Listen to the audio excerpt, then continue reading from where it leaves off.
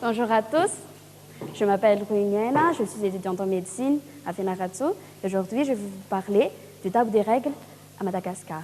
En fait, je vais vous raconter une histoire. Un jour, la sonnerie de la récréation sonna et Vulana, une fille de 4e, se leva comme tout le monde pour aller sortir. Mais soudain, elle entend des élèves crier derrière elle.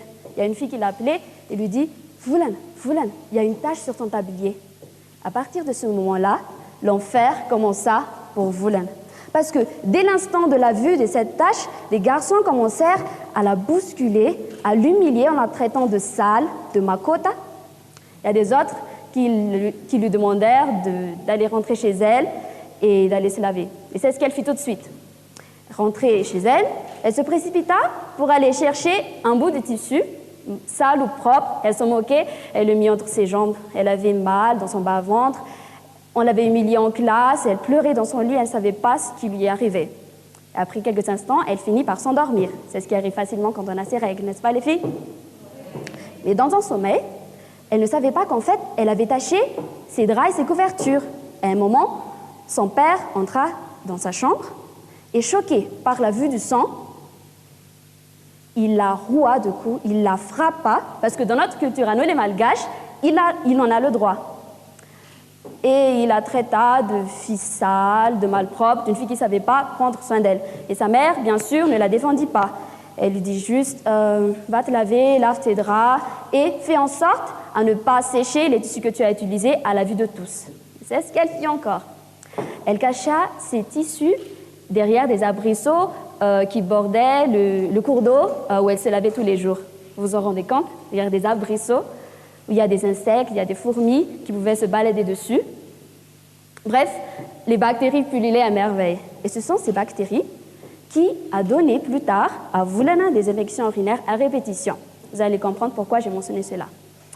Vulana a déserté totalement l'école parce que à chaque fois qu'elle avait ses règles, elle devait sécher parce qu'elle a peur qu'on l'humilie de nouveau, comme ce qui s'est passé avant.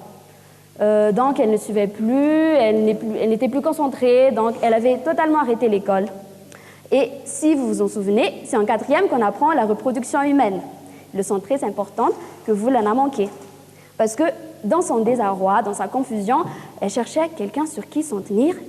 Et voilà qu'un beau jeune homme en profita pour la séduire. Et il était vraiment jeune. Lui non plus ne savait pas ce qui se passait dans son corps, ce qui pouvait arriver après des bisous et des caresses.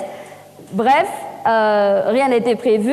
Et paf, la chose est faite. Et comme à ce que vous attendiez tous, Vulana tomba enceinte. Mais malheureusement, à cause des infections urinaires qu'elle avait eues avant, l'infection a finalement atteint le rein et donné une pyélonéphrite, c'est-à-dire l'inflammation du rein. Et cette pyélonéphrite est très grave pendant la grossesse parce que ça peut donner des bactériémies, ou plutôt la présence de bactéries dans le sang, ce qui peut donner un choc septique et ce qui a fini par tuer Vulana. Vulana est morte de la méconnaissance à cause du silence imposé par le tabou des règles. Un silence imposé par l'humiliation et la violence. Elle a arrêté son parcours scolaire et l'avenir qu'elle aurait pu avoir car cela a cessé d'exister. N'est-ce pas une sorte d'emprisonnement où la femme subit des punitions qu'elle ne mérite pas? Le tabou des règles, une prison pour la femme et la bonne gestion de l'hygiène menstruelle pour la libération de la femme. Merci.